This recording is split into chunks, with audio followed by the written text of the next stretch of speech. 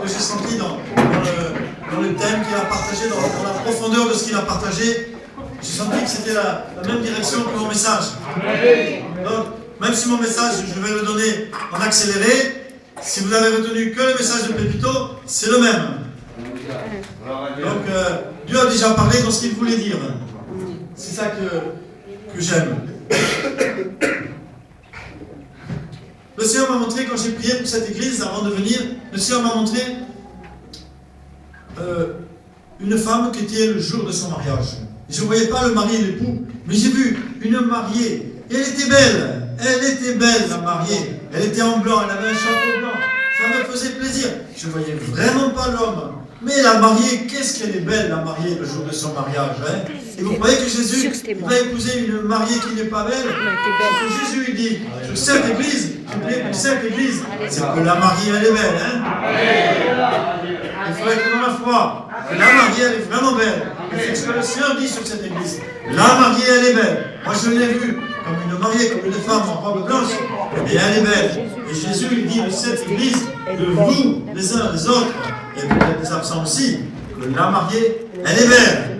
Et ça, il faut le confesser. Parce que ce n'est pas simplement pour te faire plaisir, mais c'est pour résister au diable. Parce que le diable, il dit, non, non, non. Et Jésus, il dit, moi, ma mariée, elle est belle. Et elle est belle, cette église. C'est ce que Jésus dit sur cette église. Et c'est ça le combat de ce soir. C'est que l'église, elle est belle. Donc il faut le dire. Et c'est pas facile. Parce qu'avec les années de mariage, vous savez comment ça fait. On s'habitue à la mariée. Et des fois, on dit, tiens, elle a enlevé sa robe de mariée. Elle est moins belle aujourd'hui. Mais Jésus dit, non, la mariée, elle est belle comme le premier jour. Alléluia. On va être dans la foi ce soir. Il faut confesser les choses positives. Et une première chose, c'est que la mariée, elle est belle. Alléluia, ça m'a fait plaisir. Et j'avais envie de venir dire oui, je veux voir la mariée. Elle est belle. Elle est différente à chaque fois que je viens. Mais elle est belle. Elle est belle. Alléluia. Ça m'a réjoui dans mon cœur. Alors, il y a aussi que je vais donner des versets. Je vais citer des versets que j'ai sur mon cœur. Hein. Mais il y a un verset qui dit que dans le psaume 126, ceux qui sèment avec larmes moissonneront avec chant d'allégresse. Vous vous reconnaissez là-dedans? Ceux qui sèment avec larmes. Je crois que vous semez avec larmes. Je crois que vous vivez des temps difficiles. Je crois qu'il y a des choses qui ne sont pas agréables à vivre. Il y a des difficultés individuelles dans nos familles, mais il y a aussi des difficultés dans l'Église. Il y a beaucoup de choses qui peuvent être peut-être moins bien qu'à d'autres moments. Mais le Seigneur dit, ceux qui sèment avec larmes, moissonneront avec chant d'allégresse. Celui qui marche en pleurant lorsqu'il porte la semence, revient avec allégresse lorsqu'il porte ses gerbes. Vous reviendrez avec chant d'allégresse. Mais il faut aller jusqu'au bout. Il faut aller jusqu'au bout. Il y a une vision que le Seigneur me donnait tout à l'heure. J'ai vu un filet qui était plein de poissons. Il y a une promesse de Dieu pour vous ici dans cette église. Il y a vraiment une promesse de moisson. Mais Dieu vous teste. C'est comme si je sentais que le Seigneur, il n'était pas là, il était derrière la porte. Comme si le Seigneur, il est derrière la porte, et il vous écoute, il vous teste. Et il écoute ce que vous dites, ce que vous faites, quand on a l'impression que le Seigneur, il n'est pas là. Quand on a l'impression que c'est dur la vie de l'Église, ou la vie des familles, ou nos vies individuelles, il y a des périodes, il n'y a rien qui marche. Il n'y a rien qui marche. Et moi aussi, je l'ai vécu depuis peut-être 6 mois sur Toulouse dans ma vie, et en parlant avec les uns et les autres, j'ai l'impression que c'est pareil. On est dans une période difficile, il nous semble, spirituellement. On n'est pas dans la réussite. Nos prières ne sont pas exaucées. Moi, je le vois un peu comme ça. Je me dis, mais c'est pas évident. On est quand même... on travaille pour le Seigneur, enfin, on prie autant que d'habitude, mais on n'est pas exaucé. Il y a moins de guérison, il y a moins de conversion. Et puis les gens, ils se dispersent. Mais le Seigneur, il n'est pas là. Il est derrière la porte. Il nous teste. Il nous teste. Et il écoute ce que l'on dit quand il n'est pas là. Bien sûr, il est là quand même. Mais quand il n'est pas là, qu'est-ce qu'on dit? Est-ce qu'on est découragé? On va se disperser? Comment on va réagir? En fait, le Seigneur, il nous forme au travers de ça. Parce qu'au travers de ça, ce que le Seigneur dit, je veux voir tes limites. Bien sûr, le Seigneur nous connaît, le Seigneur. Mais il veut que nous-mêmes, nous nous connaissions. David, le Seigneur, il veut que tu te connaisses toi-même. Parce que le Seigneur, il te connaît. Mais toi, tu ne te connais pas. Tu n'as jamais été en situation aussi difficile qu'une situation difficile. Il y a des situations que tu n'as pas encore vécues. Et tu vas te découvrir toi-même. Et c'est pareil pour tout le monde. On se découvre quand il y a un problème. Comment on a réagi? comment on a tenu ou on n'a pas tenu. On a gardé nos engagements ou on ne les a pas gardés. Quand c'est facile, c'est facile. Mais quand c'est difficile, qu'on a l'impression que le Seigneur n'est pas là, il nous teste. Et c'est bon, parce que ça fait de nous des chrétiens mûrs, des chrétiens solides à ce moment-là. C'est là où on apprend des choses, c'est dans la difficulté. Donc, je crois que cette église, en ce moment, on pourrait dire, c'est pas facile, on s'aime avec larmes, il y a des choses difficiles, mais dans le principe de la formation spirituelle, dans le principe de la maturité des chrétiens solides, le Seigneur veut faire de nous des hommes à l'image de Christ. C'est bon de passer par là. C'est bon de passer par là. Le Seigneur maîtrise les choses. C'est bon. Et la mariée, elle est belle. Elle est belle. Elle est belle. Voilà. Le message n'est pas terminé, mais vous avez deviné que le thème, c'est un thème qui nous encourage et qui nous fortifie dans la difficulté, dans l'épreuve, dans les temps difficiles. Quand j'ai prié pour l'église, la première vision que j'ai reçue, j'ai eu l'image d'une personne qui mangeait un sandwich. Alors, un gros longueur, hein, quelque chose de bien costaud. Moi, j'aime pas trop les McDo, tout ça, j'ai pas l'habitude d'y aller, mais c'est vrai que quand on voit une personne qui a un bon sandwich là, qui a faim, qui va se régaler et qui va le manger, je voyais cette personne, je me disais, oh, c'est bien. Mais je voyais que cette personne, elle a l'habitude de manger dans l'heure. Et puis, vous savez, quand on a toujours McDo, et quand on a toujours mangé des frites et des McDo, des sandwichs avec beaucoup de mayonnaise, eh bien, on grossit, quoi. On grossit. Après, ça devient un problème. Le Seigneur m'a montré que vous avez beaucoup de nourriture spirituelle. Vous avez beaucoup d'enseignements. Vous avez beaucoup de paroles de la part de Dieu, sous une forme ou sous une autre. Vous connaissez la Bible. Vous avez beaucoup de nourriture spirituelle. Si je demande à chacun, est-ce que tu connais la Bible, tout ça, beaucoup connaissent bien la Bible. Beaucoup connaissent les thèmes de la Bible. Beaucoup, vous maîtrisez la Bible. Mais, dans la deuxième vision, je voyais que cette personne, qui était un peu avec de l'embonpoint, elles avaient engraissé. Elles avaient bien mangé. Elles ont bien reçu la nourriture. Mais elles étaient sur la touche. Il y avait un match, il fallait jouer le match. Il y avait un match de foot, et elles étaient spectateurs. Elles n'étaient pas dans le combat. Et le Seigneur nous appelle à être dans le combat, à revenir dans le combat. Et vous avez reçu de la nourriture, c'est pas pour grossir. Tous les enseignements que vous avez eus, c'est pas pour votre bien-être personnel seulement, mais c'est pour aller à la guerre et au combat. Et le Seigneur nous appelle au combat et à reprendre le combat. Amen.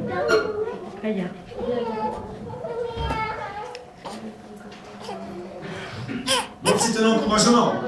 Mais le Seigneur nous reprend. Il vous reprend dans un sens.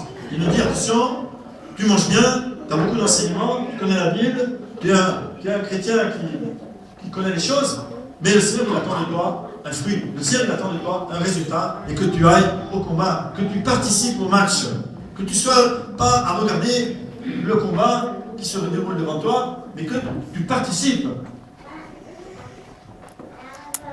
Donc ce combat c'est quoi? C'est un combat contre le diable, contre les choses spirituelles, contre la maladie, contre plein de divisions, contre les démons, contre tout le monde spirituel. Mais la Bible dit que nous avons la victoire avec Jésus.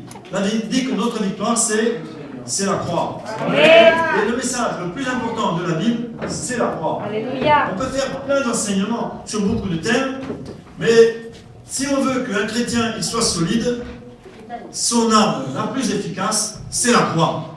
Le centre de la Bible, c'est la croix. Et il faut pouvoir utiliser le message de la croix. Il faut avoir la révélation de la croix du salut pour nos vies personnelles, mais quand on est sauvé, il faut pouvoir mener le combat et aller à la victoire. Et ça, c'est important. Pour nous, on l'a reçu, puisqu'on est là, je pense que nous sommes tous chrétiens, j'espère, sinon, à la fin de la réunion, nous serons tous chrétiens. Mais la croix, c'est aussi pour mener le combat pour les autres. Mener le combat pour ceux qui ne sont pas encore sauvés, pour ceux qui sont malades, pour ceux qui sont éprouvés. Donc, il faut savoir ce que c'est la croix, il faut pouvoir utiliser le message de la croix, il faut manifester cette victoire devant le diable. Il y a d'autres thèmes qui sont importants dans la Bible, hein. Il faut connaître beaucoup de choses. Mais la croix, c'est là où Jésus a vaincu, et c'est là où il nous délivre. Donc, il ne faut pas avoir peur de le manifester, pas simplement de le connaître. Je connais la croix, mais si je suis sur la touche, j'en fais rien. Je connais la croix, mais je vais à la croix. Je manifeste la croix, je fais le sang de la croix.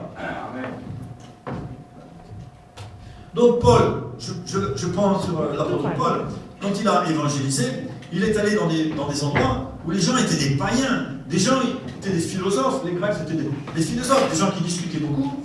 Et Paul, il est arrivé et il a dit, je ne sais pas autre chose que la croix. Il aurait pu discuter, il aurait pu contrarier la philosophie, comme nous quand on discute avec un témoin de Jéhovah ou avec un mormon, ou quand on discute dans plein de philosophies, on peut donner des arguments avec les musulmans. Mais le message, c'est la croix. Et Paul dit, c'est une folie. C'est une folie pour ceux qui périssent, mais pour nous, c'est la puissance de Dieu. Amen. La croix, c'est la puissance de Dieu. Vous vous rendez compte? Mais c'est vrai que c'est une folie, la croix. Un Dieu qui a dit à son Fils, il va mourir pour eux. Mais c'est pas raisonnable. Aller mourir pour sauver l'humanité, ce n'est pas du raisonnable selon les hommes. Aucun être humain n'aurait pris cette décision. Humainement, ce n'est pas dans notre mécanisme de pensée, dans nos sentiments, d'envoyer nos enfants à la guerre et à la galère. Quand ils font le service militaire, on espère qu'ils vont revenir vivants. Bon, il n'y a plus de service militaire, mais quand ils vont à la guerre, on espère qu'ils reviennent vivants. Mais le père, lui, il a dit à son fils, bon, tu vas y aller et tu vas mourir. C'est de la folie. C'est de la folie. Mais c'est ça qui est bien, c'est que c'est la puissance de Dieu. Parce que quand Jésus est mort sur la croix, il a dépouillé les principautés, les autorités. Il a fait un échange. Et par la mort de Jésus sur la croix, le diable a été mis en spectacle. Les principautés ont été mis en spectacle. Et ce soir, on va voir le spectacle. Ce soir. On va voir le spectacle. On va voir la victoire de Jésus quand on va prier. Qu'est-ce que ça veut dire? Il a été mis en spectacle. Ça veut dire que quand Jésus, il est sur la croix, eh bien, nous voyons nos guérisons, nous voyons nos conversions, nous voyons que le diable il est vaincu, que nos craintes elles sont là, qu'elles sont clouées, nous les voyons par la foi.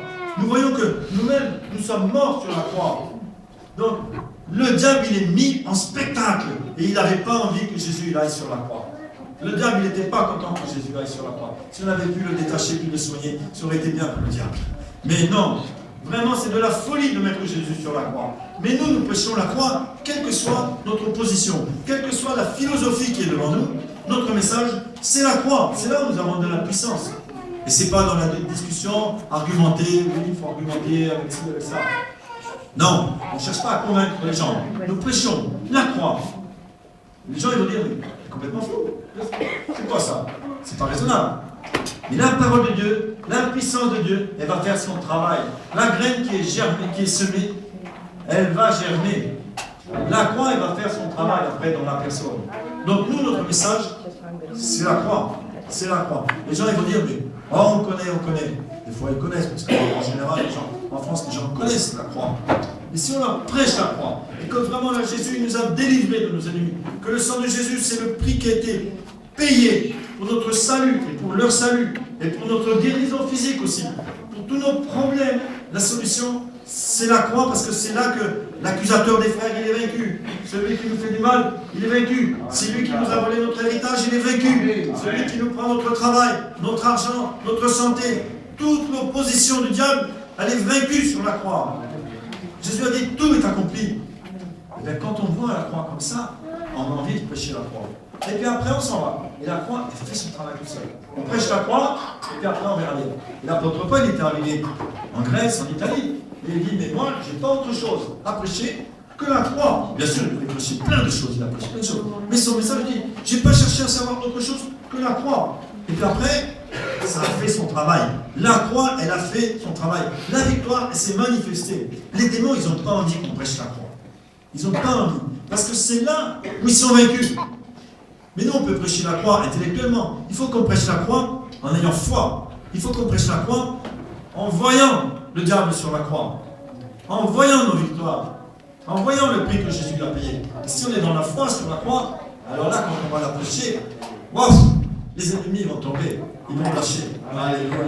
Moi, j'aime ce message sur la croix. Alors, c'est une folie pour ceux qui périssent, mais pour ceux qui sont sauvés, c'est la puissance de Dieu. C'est la puissance de Dieu. C'est un message très puissant. Et le diable ne veut pas qu'on prêche la croix. Puissance de Dieu et sagesse de Dieu. Pour moi, frère, je n'ai pas eu la pensée de savoir autre chose que Jésus-Christ et Jésus-Christ crucifié. C'est fou, hein? Jésus-Christ crucifié. Et quand on dit ça aujourd'hui quand même, avec toute notre culture, toutes nos richesses, on va parler de quelqu'un qui est déjà mort. Quelqu'un qui est déjà mort, qu'est-ce qu'il peut nous apporter? C'est vrai que dans ce monde, la croix, c'est une folie. Qu'est-ce qu'il va nous apporter? Lui, il est déjà mort. Il a rien à dire, Jésus. Eh oui, mais c'est ça qui va nous changer. Ça, c'est beau. Ça, c'est beau. Parce que le royaume de Dieu ne consiste pas en parole, mais en puissance. Amen. Donc, notre message, il peut être des paroles, mais il peut être puissant. Et ça, c'est différent. Et les gens ont besoin de voir la puissance de Dieu. Nous-mêmes, nous avons besoin de voir la puissance de Dieu. C'est très important.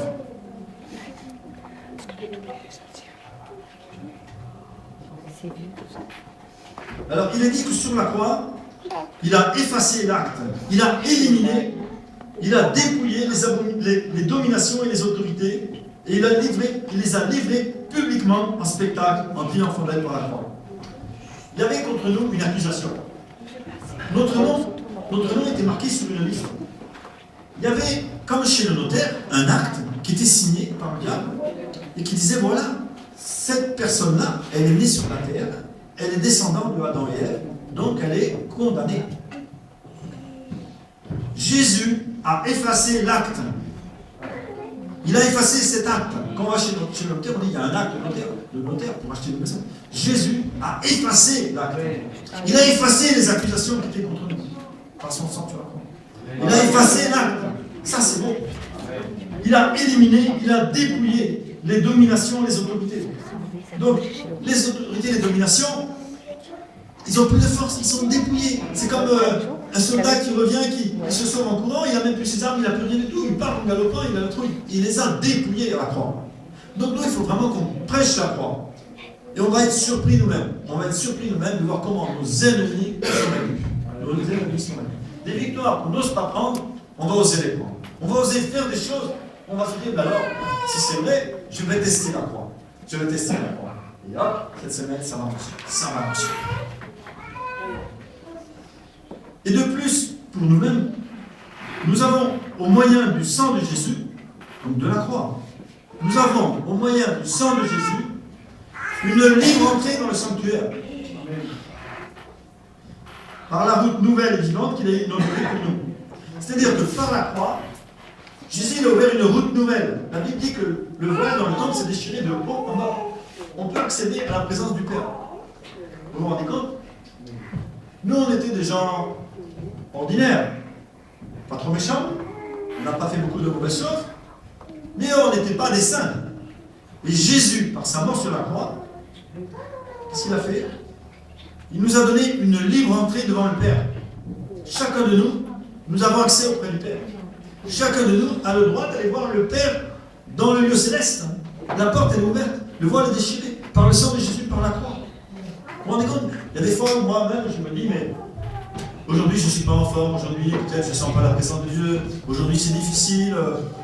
J'ai l'impression que le voile il s'est recousu, quoi. Ou que la route elle est fermée, ou je me suis trompé de route. Mais non, ça c'est un mensonge. Ce que Jésus a fait, ça reste toujours, même si je ne le sens pas. Mais il faut le confesser. Il faut le confesser. Il ne faut pas simplement le croire, l'entendre. Mais il faut que ça soit aussi une confession de ma bouche, la parole de Dieu, que je la dise, la parole de Dieu. Même si j'ai du mal à la croire, le fait de le confesser, ça va m'aider. Parce que mes oreilles vont entendre ce que ma bouche dit. Et ça va m'aider. Ça va m'aider. Donc, nous avons par le sang de Jésus une libre entrée dans le sanctuaire. C'est beau ça. Combien même des chrétiens, des frères et sœurs, ou moi-même, des fois quand on est dans la prière, ou on fait un appel, et puis on prie les uns pour les autres, qu'est-ce qu'il va dire sur moi le Seigneur? Bon, je sais que le Seigneur m'aime, mais oh là là, qu'à la fin le Seigneur a dit des choses très très positives, très bonnes, des encouragements, c'était merveilleux. Et une femme me disait il n'y a pas longtemps, j'avais peur de ce que le Seigneur allait me dire. On a encore peur du Seigneur, on a encore peur de Dieu. Et pourtant nous avons une libre entrée. Jésus a payé le prix. Mais on n'en a pas profité encore. On n'a pas encore bien compris ce que ça veut dire qu'on a une libre entrée devant le Père. C'est mon papa. Et ça, il faut y aller là-haut. Il faut y aller dans sa présence. C'est pour nous. C'est pas pour les jours où je vais bien. C'est pas pour les bons chrétiens. C'est pour chacun de nous, quel que soit notre âge et quelle que soit notre situation. Quel que soit comment je me sens, mon vécu. La porte, elle est ouverte. La route, elle est tracée. Le voile est déchiré. Nous avons un libre accès devant le Père. Et c'est pas orgueilleux parce que quelqu'un peut te dire, Paco, mais toi tu vas devant Dieu maintenant pour qui tu te prends. Et non, tu as raison. Tu as un libre accès devant le Dieu qui a créé le ciel et la terre. Tu te rends compte, c'est incroyable. C'est une folie la croix. C'est une folie, mais ça a marché. Ce que Jésus voulait faire, ce que Dieu l'a envoyé faire, ça a marché. Il nous a ouvert la porte. Alléluia. Et alors la Bible dit, mais courons avec persévérance. Courons avec persévérance. Et comme je le disais tout à l'heure, on peut être fatigué. On peut avoir des difficultés, des problèmes, et sentir que c'est difficile. En ce moment, la vie d'église, elle peut sembler difficile, que ma vie de famille, elle peut me sembler difficile. Peut-être que je n'ai pas de travail. Chacun peut avoir une raison différente pour dire quelque chose est difficile. Ça ne marche pas comme je voudrais. Mais Paul dit, bon, enfin c'est dans l'hébreu, c'est pas forcément Paul, courons avec persévérance, ne nous lassons point, l'âme découragée. Il a souffert la croix. Quand tu es fatigué, souviens-toi que Jésus a souffert la croix. Nous sommes fatigués parfois, mais là dans l'hébreu, il dit, courons avec persévérance, donc ça veut dire qu'il faut courir. Comme je disais, si on mange des sandwichs et si on va toujours chez McDo, eh bien on ne pourra pas courir longtemps. Parce qu'il faut faire du sport, il faut s'entraîner, il faut s'engager dans le combat. Chacun doit aller dans le combat. Il n'y a pas les combattants et puis les autres dans le corps de Christ. Nous sommes tous des combattants. Nous n'avons pas forcément les mêmes armes, mais nous avons tous à être sur le lieu du combat. Personne ne doit être sur la touche. Nous sommes tous des soldats de Jésus. Et parfois nous sommes découragés, alors on arrête de courir. Et puis parfois, on ne peut pas courir parce qu'on réfléchit tellement sur la Bible qu'à la fin, je ne sais plus quel est mon appel. Mais si tu ne sais pas quel est ton appel, mais cours, vas-y, tu vas trouver ton appel, tu vas t'en rendre compte dans la pratique, tu vas le sentir. Il est dit également, ne méprise pas le châtiment, ne perds pas courage. Comme je disais, quand Jésus se tient à la porte et qu'on a l'impression que dans l'église, Jésus n'est plus là où il n'y a plus la même onction, c'est plus difficile, les mêmes choses ne marchent plus. Pourquoi les gens ne viennent pas? Pourquoi ci, pourquoi ça? Ne méprise pas le châtiment de Dieu. Dieu nous teste. Dieu nous forme dans la difficulté. Un soldat, il doit s'entraîner. S'entraîner, c'est dur. Mais si tu ne t'entraînes pas, quand tu seras au combat, ça sera encore plus dur. L'entraînement nous permet de nous préparer. Donc, ne méprise pas le châtiment. Ne perds pas courage.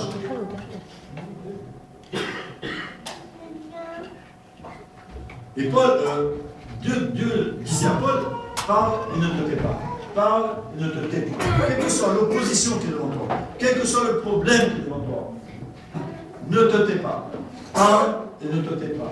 J'ai mis devant toi un peuple nombreux. Comme je le disais tout à l'heure, j'ai vu tout à l'heure un filet, mais j'avais l'impression que c'était comme on voit à la télé, un banc de sardines. Vous savez, quand il y a beaucoup de sardines, un banc de sardines, on ne peut pas les compter, en fait, c'est un volume incroyable. J'ai vu un filet rempli de poissons. Vous voyez, que vraiment, il y a une promesse pour cette église. Et vous allez dire, mais attends, l'église, peut-être, elle n'est pas en forme. Mais attention, le Seigneur, il est en train de tester l'église. Parce qu'il va s'en servir. Parce qu'il a un but que nous, peut-être, on ne voit pas. Nous, on voit aujourd'hui ce qu'on vit aujourd'hui. Mais le Seigneur, il dit à cette église, parle et ne te tais pas. Courons avec persévérance. Ne perds pas courage.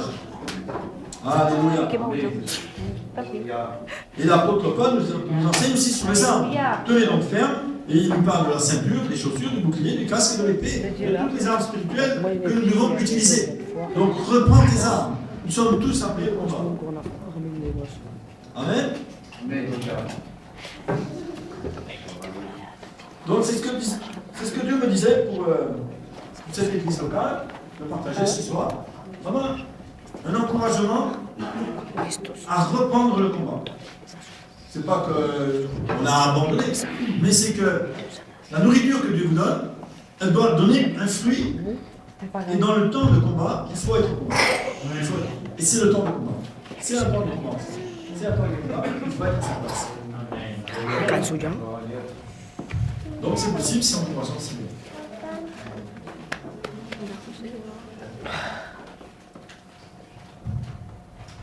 J'ai reçu quelques paroles, je vais essayer de partager quelques paroles que j'ai reçues, qui peuvent concerner soit l'Église, soit des personnes individuelles. Après, on aura le repas du Seigneur. Et après, il y aura aussi, pour ceux qui le souhaitent, la possibilité de que l'on prie les uns pour les autres. Donc là, j'ai des paroles, d'autres paroles que j'ai reçues. et après on fera le repas du Seigneur. Ceux qui le souhaitent vont demander la prière. Alors, j'ai reçu une image. Le Seigneur me donne souvent une petite image, une vision, vous voyez, puis j'essaie de comprendre ce que ça veut dire. Bon, là, je n'ai pas vraiment compris ce que ça veut dire, donc quand je ne comprends pas ce que ça veut dire, je partage simplement ce que j'ai reçu. Et puis, je me suis dit après, mais peut-être c'était pour moi.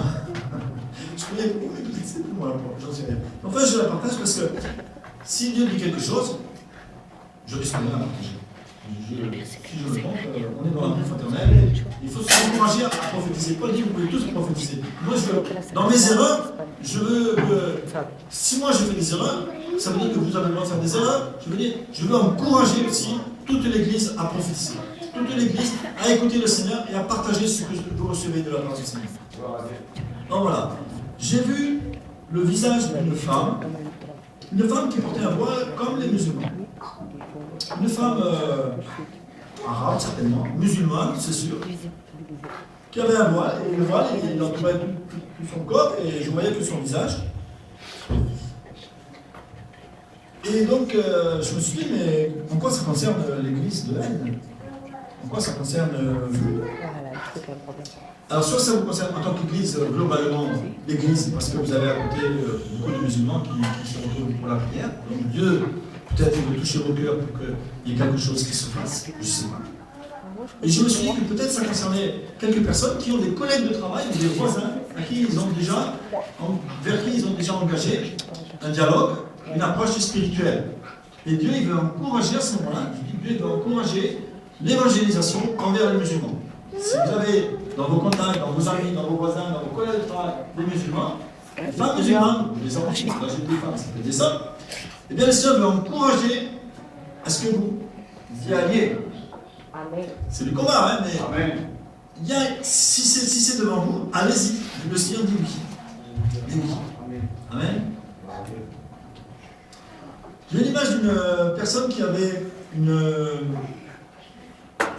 sur une jambe une coupure où je me suis dit c'est soit une coupure, soit une jambe cassée. Quelqu'un qui a eu un problème sur une jambe. Est-ce qu'il y a eu quelqu'un qui a eu un problème sur une jambe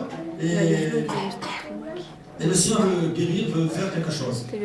Est-ce qu'il y a eu quelque chose comme ça sur un frère ou une sœur de l'église? C'est mon petit neveu. Et le Seigneur veut faire quelque chose. Parce que la guérison, il faut qu'elle soit complète, le Seigneur veut agir. On verra par rapport à ça, donc s'il y a quelqu'un, il peut y avoir plusieurs personnes. Plusieurs personnes. J'ai vu la mariée qui était belle. J'ai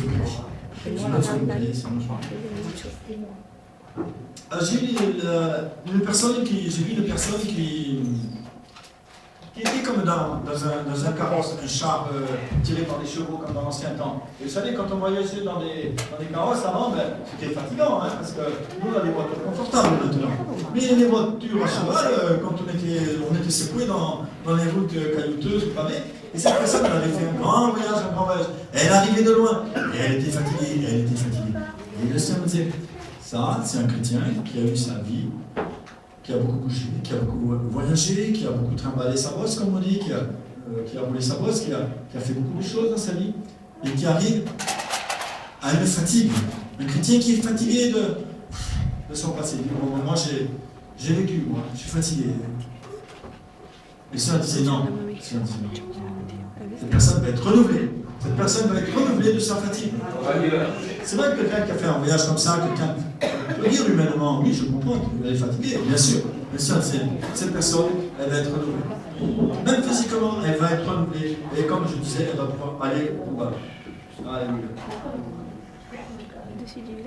J'ai noté, dans l'armée de Dieu, les anciens et les personnes âgées sont aussi des combattants.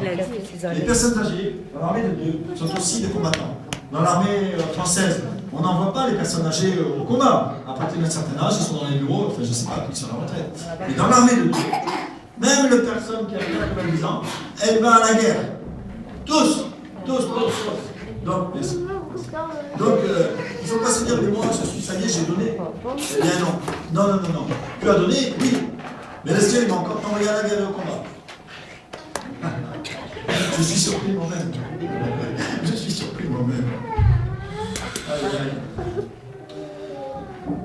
Mais je pense que Dieu, il a une pensée directrice. J'ai reçu une pensée qui allait dans le même sens, dans la même direction. J'ai vu un trou, un grand trou, et une personne qui arrive dans un grand trou, et la personne disait, oh, j'ai déjà un pied dans la tombe. Je me dis, attends, oui, la personne est arrivée dans un grand trou, elle disait, oh là là, la tombe est déjà creusée, j'ai déjà un pied dans la tombe. Des fois, on se dit ça, hein. Une personne qui dit ça, elle dit, oh, moi je suis malade, moi je vais bientôt mourir, cela. Je sens que j'ai déjà un pied dans la tombe. Et le Seigneur disait, non. C'est vrai que nous allons tous mourir, bien sûr, on va rejoindre aussi. Ça, c'est une vérité, c'est physique. Mais là, le Seigneur disait, non. Alors, il faut résister et chasser l'esprit de mort. C'est vrai que nous allons tous décéder et rejoindre le Seigneur. Heureusement, à la limite. Mais des fois, c'est un esprit de mort qui nous attaque, qui nous donne des pensées négatives. C'est pas simplement que tu es malade ou que tu es fatigué, mais tu es dans une... l'esprit de mort te donne des pensées et te fait croire que cette pensée est juste. Que tu vas mourir un jour et que après c'est normal que tu ralentisses. Eh bien non, ça c'est un esprit de mort qui te parle. Refuse et combat. Refuse et combat.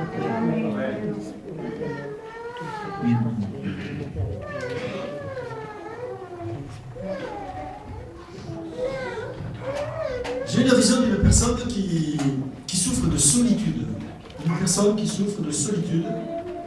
Une personne qui était au bord de la mer. Je voyais une plage, je voyais une digue et une personne qui marche. C'était très beau, un très beau paysage. Mais cette personne, elle était seule. Elle se sent seule. Et c'est un frère ou c'est une sœur. Ça peut être plusieurs personnes. Ça peut être plusieurs personnes. C'est pas un problème. Mais le Seigneur ne veut pas que tu souffres de solitude, que tu te sentes seul. Même si tu es là, tu vas dire, je ne suis pas seul parce que je suis là. Et dans ta tête, tu peux être là toutes les réunions et te sentir seul quand même. Alléluia. Peut-être que tu te sens seul. Même si tu es là toutes les réunions. Même si tu as une famille, tu peux te sentir seul au milieu de ta famille. Ça peut être un jeune aussi. Ce n'est pas forcément une personne âgée. Ça peut être une personne âgée. Il n'y a pas d'âge. Mais si tu souffres de solitude, si tu te sens, tu t'isoles, tu te sens isolé des autres ou différent, tu souffres de solitude, le Seigneur veut te faire vivre la communion fraternelle. Amen. Il veut te faire vivre son amour fraternel. Il veut te faire vivre qu'il y a pour toi une part. Amen. Mais pas simplement servir Dieu puis repartir, mais il y a une part dans le relationnel avec les autres. Les autres, ils t'aiment et ils ont besoin de te le dire peut-être plus, mais tu as besoin aussi de l'entendre, de le savoir. Alors peut-être que toi aussi, c'est dans ton caractère de t'isoler. Moi, je suis un peu un solitaire, je m'isole assez facilement. Mais il faut faire attention. Quand on se connaît, on fait attention. Parce que des fois, on a besoin d'être seul. Mais se sentir dans la solitude, c'est destructeur. Ça fait mal. Et quand après, on a un problème, on ne va pas le dire aux autres.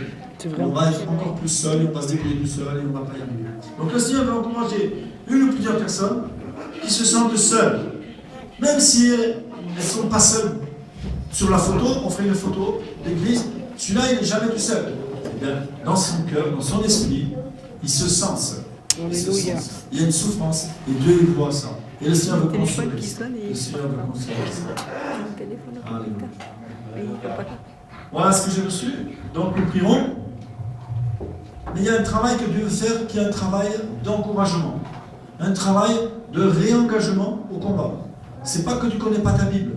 C'est pas que tu n'es pas capable. Mais c'est que tu dois produire un fruit. Tu dois t'engager dans le combat, dans la guerre que le diable met devant toi. La guerre que Dieu te dit de vaincre.